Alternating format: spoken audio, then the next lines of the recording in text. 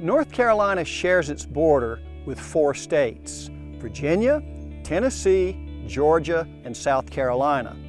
Deciding on this boundary line between the states was not an easy thing. The lines are politically and historically significant.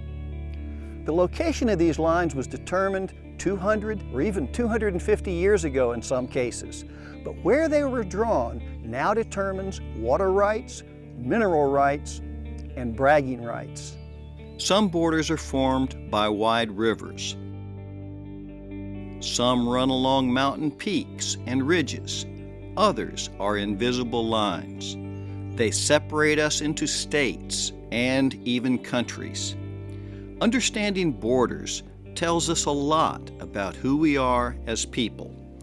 To understand North Carolina's borders and what they mean to us as citizens and to our culture, Exploring North Carolina asked Dr. Brett High Riggs, research archaeologist at UNC Chapel Hill, and Dr. Lindley Butler, professor emeritus at Rockingham Community College and colonial historian.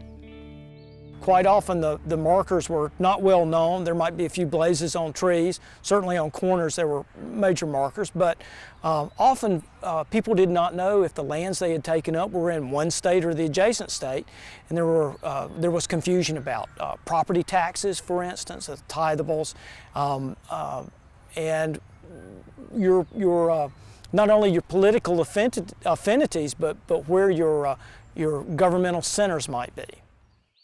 I grew up here. I grew up within 5 miles of the line. I never thought about a border culture or borderer culture, but it was as if going to another state was somehow, even though it was 5 miles away, it was a lot easier to go to Greensboro than it was to Danville, though we lived really closer to Danville than we did to Greensboro. And it was in North Carolina, so there was some kind of psychological barrier there. Border cultures, at least in England, the English-Scottish border, were somewhat lawless, and I think there was that element here too. Borders were not established early or overnight. North Carolina's border with Virginia took more than a half-century of starts and stops, beginning in the mid-1600s, when we were literally owned by 8 lords proprietors. The boundary between North Carolina and Virginia goes back to the proprietary period when North Carolina was granted by the king to 8 lords proprietors. That was in 1663. So we were privately owned. And so the reason for the boundary was simply that Virginia was a royal colony and they needed to divide and separate Carolina from Virginia. They attempted to determine the boundary in the 1660s, but that went nowhere because neither Virginia nor North Carolina were particularly interested in settling that question. Virginia especially, because they felt they were losing territory. Finally, in 1705, the Crown is beginning to take an interest in this question, and so they don't order a boundary survey, but by that time Virginia had accepted that North Carolina was going to be there. The 1705 effort to settle the boundary was taken seriously, particularly by North Carolina.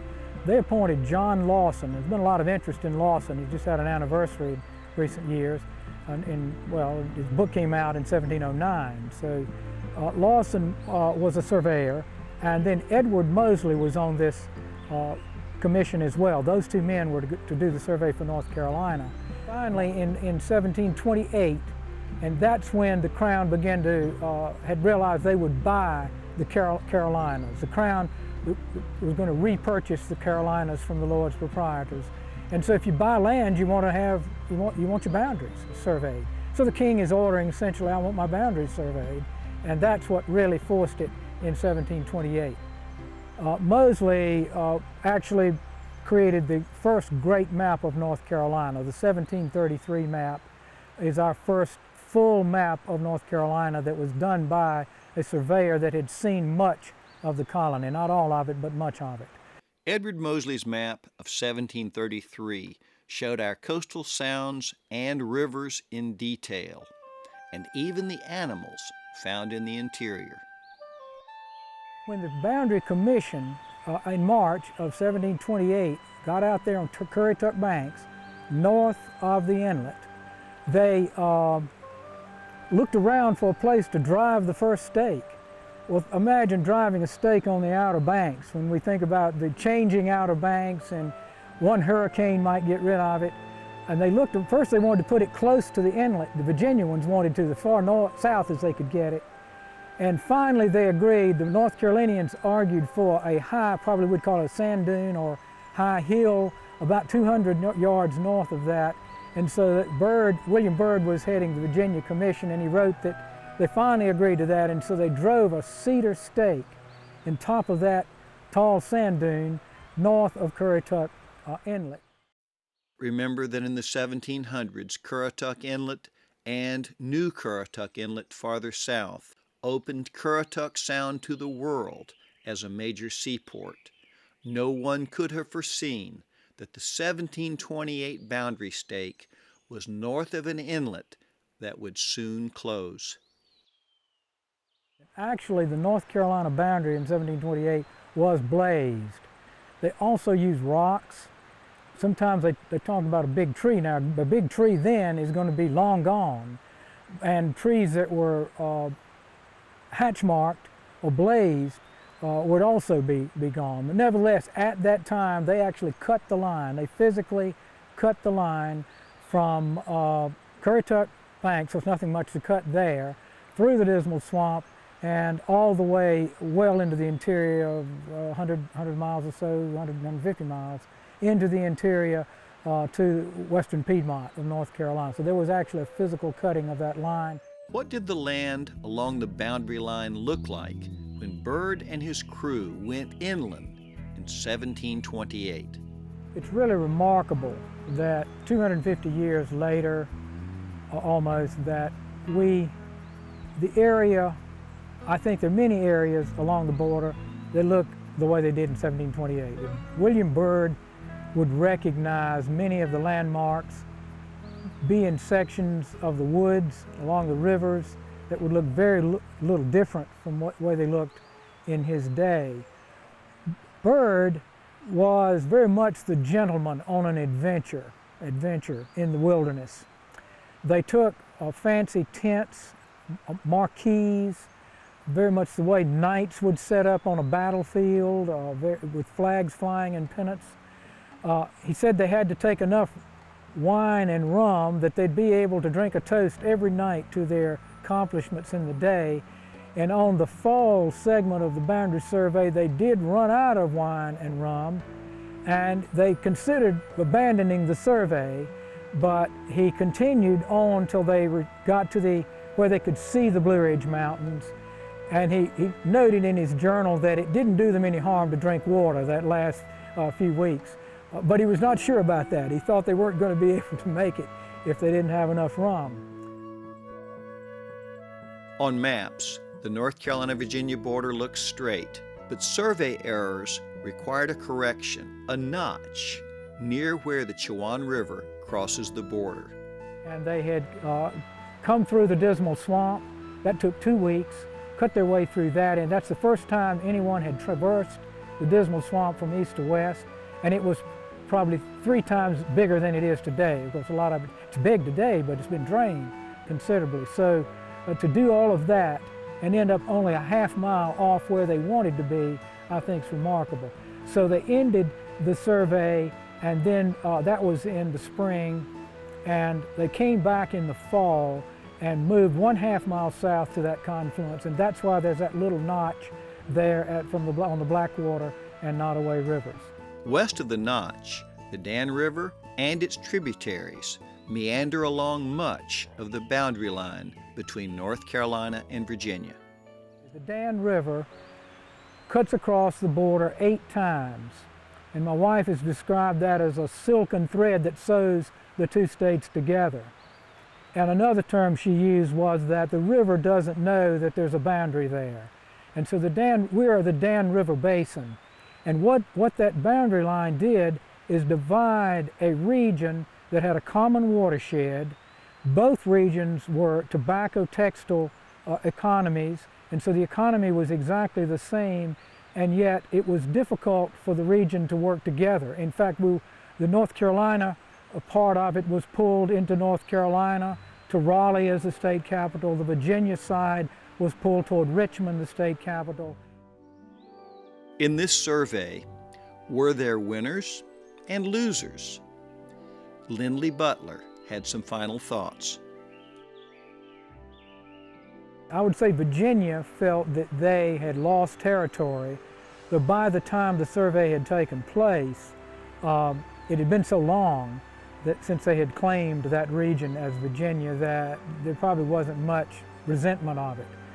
But certainly initially the survey was delayed because the Virginians simply felt that Carolina had been carved out of Virginia, and that people that first settled the Albemarle region north of Albemarle Sound were clearly Virginians and even had Virginia land grants.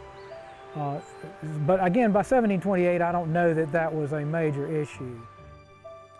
The North Carolina-Virginia boundary survey Byrd and his crew began in 1728 would be completed 3 decades later by Joshua Fry and Peter Jefferson, father of Thomas Jefferson. Their survey, beginning in 1749, passed through the mountains to the west and crossed the magnificent New River Valley. From the UNC campus at Chapel Hill, Dr. Brett High Riggs told Exploring North Carolina about our border with South Carolina and early confusion regarding the path of the Cape Fear River. Well, I think that back when North and South Carolina were proprietary colonies, there was a sort of almost a tacit understanding of the Cape Fear as a line, but at that time people didn't have a clear idea about the course of the Cape Fear. Only the very lowest sections of the Cape Fear had been explored, and so the extent and direction of the Cape Fear were really sort of a wild card. At first there was the idea of running a line from point 30 miles from the mouth of the Cape Fear, running a northwest line to the heads of the Cape Fear, and letting that be the dividing line, and then going with the 35th parallel. And there was some exploration that determined the heads of the Cape Fear were almost at the Virginia line, which would mean that the western outlet for North Carolina would have been a very thin little ribbon that stretched all the way to the Pacific. The boundary line was to run along the 35th parallel all the way across North America to the Pacific Ocean, making North Carolina a stripe from the Atlantic to the Pacific. There were a few problems, however, including the ancestral lands of American Indians, beginning with the Catawba Nation. I think there was a very conscious agenda in setting the 35th parallel to run to the Western Ocean. It transected French territories, Spanish territories, and the idea was to extend the English claim across the continent. The governors were aware that a line along the 35th parallel would come somewhere close to the Catawba Nation, to those settlements. And because the Catawbas were such important allies to both of the Carolinas, I think everyone was loath to push a boundary line through the heart of the nation. And so the boundary stopped before it reached the core of the Catawba territories, and a stake was driven in, and that wasn't then settled for many years thereafter. The Catawba Nation was strategically located just south of present-day Charlotte. But there was a boundary fixed in 1763, and a survey that was conducted around that boundary then formed the basis for the line between the Carolinas. And Governor Dobbs of North Carolina had really lobbied with the Catawba Nation to express willingness to be within the boundaries of North Carolina. South Carolina really didn't have to do nearly as much lobbying because the Catawba's trade alliances and military alliances had long been with the colony of South Carolina. And the Catawba Nation leaders of the nation expressed their desire to remain with the South Carolinians, and that's why our line now runs around the north side of what was the Catawba Reservation and stood as the Catawba Reservation from 1763 until 1840. As with the Virginia survey, it was difficult in the 1700s to find and stay on an invisible line. As definitive as the 35th parallel would seem to be, there was a lot of variation in the estimation of that line. When the diagonal was shot from the coast up and then turned, they didn't hit the 35th parallel. And they ran considerably to the south, and so land that, according to the agreement between the governors, should have been South Carolina's, was surveyed into North Carolina. And then that land was settled. Those people became colonists of North Carolina, and South Carolina was not able to collect taxes, for instance, on these settlers. So when the line went beyond the Catawba Nation, there was an adjustment that was put in place to the forks of the Catawba River, to the junction of the North and South Fork, and then a parallel shot across there that runs considerably north of the 35th parallel. And so that was an adjustment to make up for the loss of land in the earlier survey. And then, of course, the line jogs back down and ultimately ends at the corner of the state on the 35th parallel. The last portion of our border along the 35th parallel now forms the boundary between North Carolina and Georgia. It runs through rugged mountains, past beautiful waterfalls, and into the Cherokee Nation. You know, these surveys are to define the chartered boundaries of the state and agreements that are formed in the east, and typically without regard to the prior occupants of the soil. There are native nations who were out there upon the soil who still owned that land. And so as these surveys were undertaken and as they went progressively westward, they were encroaching upon the lands of separate sovereign nations. And so they run up to the boundaries, for instance, of the Cherokee Nation, and while the locations of those boundaries are known, or the location of the chartered limits of the state are known, those are not actual boundaries, because the Cherokee Nation stood as a sovereign entity there until the forced deportation of Cherokee people to the west in 1838.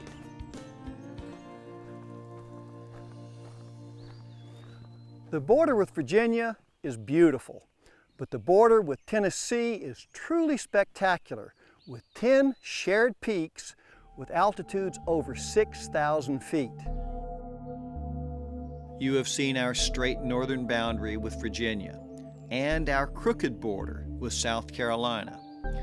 But for altitude and beauty, neither compare with the Tennessee line.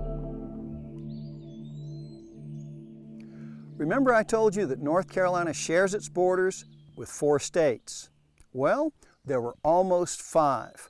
On the border between North Carolina and Tennessee, a 5th state was almost recognized between 1784 and 1788, the state of Franklin. I asked Dr. Riggs about this small mountain state named for Benjamin Franklin that came very close to becoming part of our western boundary.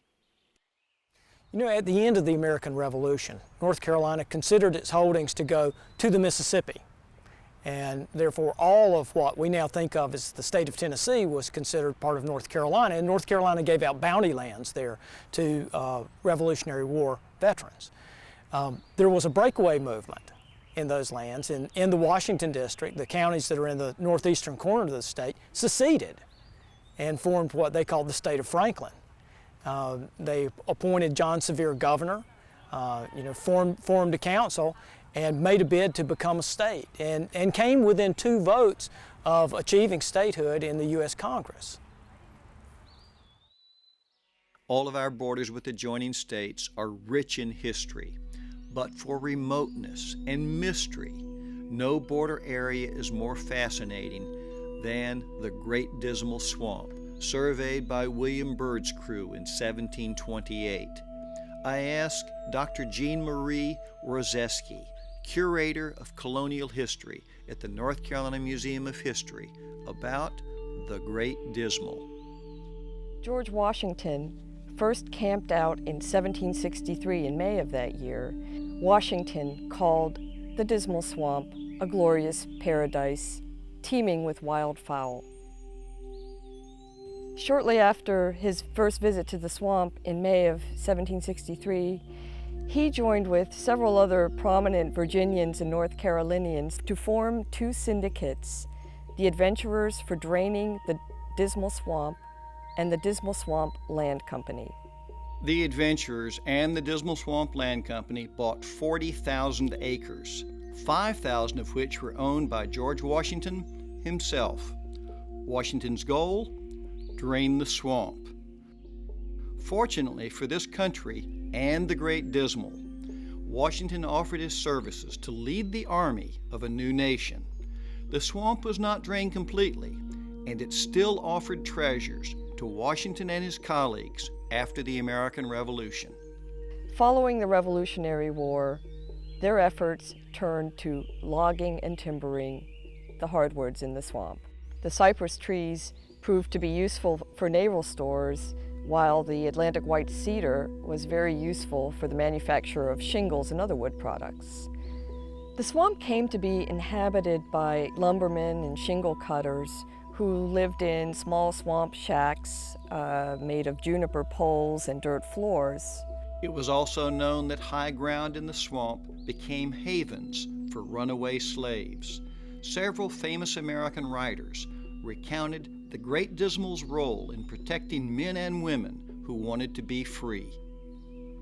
Harriet Beecher Stowe wrote a sequel to her justly famous novel, Uncle Tom's Cabin. She wrote another novel called Dread, A Tale of the Great Dismal Swamp in 1856. Other writers drew their inspiration from the Great Dismal Swamp.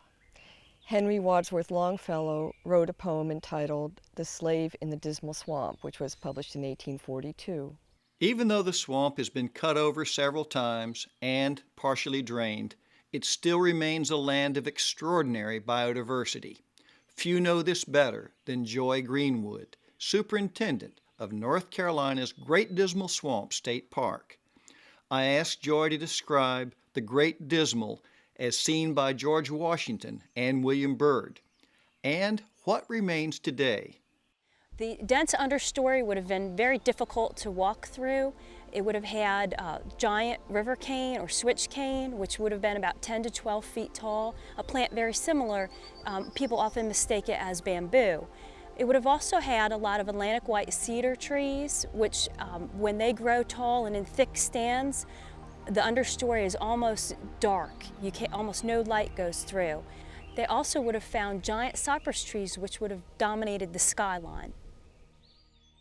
The Dismal Swamp State Park encompasses 14,433 acres, along with the National Wildlife Refuge, which encompasses over 111,000 acres. Between us, there is no part of the Great Dismal Swamp that has not been logged at some point. Even though the park has been logged, there's something here at the Dismal Swamp for everyone. For instance, if you love butterflies, we have our zebra swallowtails, our palamedes, our tiger swallowtails. We also have American ladies here. There's just a fabulous different variety of butterflies. Of all the creatures in the swamp today, my personal favorite is the Pythonotary warbler, with its magnificent yellow plumage. But there is much more. The wonderful thing about the Dismal Swamp State Park and the refuge is that it's a large tract of undeveloped land. This is fabulous for our mammals. Animals such as black bears that require large tracts of undeveloped land can thrive here. We have somewhere between 300 and 350 between us and the refuge. We also have a lot of white-tailed deer that often our visitors can see jumping out on the trails. We also have otter here that make their home, and they like to come out and check out what we're doing sometimes when we're marking boundaries. The Dismal Swamp even has a shrew named after it. The next time you cross any of our state's boundary lines with another state, know that the line evolved with great effort over many decades. Think of the vast forest, wild rivers, the Indian nations, and even the state of Franklin. Get to know our borders while exploring North Carolina.